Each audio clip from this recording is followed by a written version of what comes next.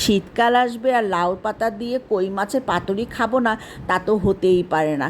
যদিও শীত কেবল আসি আসি ভাব, খেতে মন চাইলো তাই রান্না করতে চলে আসলাম। আর এই রান্নাটা আমি আজ প্রথম রান্না করছি। আগে মাকে দেখতাম এটা ভাতে দিয়ে রান্না করতো, তবে আজ আমি একটু ভিন্নভাবে রান্না করব।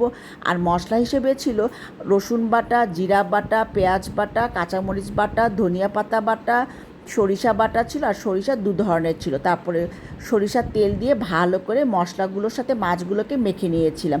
আর হলুদ আর লবণ তো ছিলই। তারপরে একে একে পাতার সাথে মুড়ে নিলাম।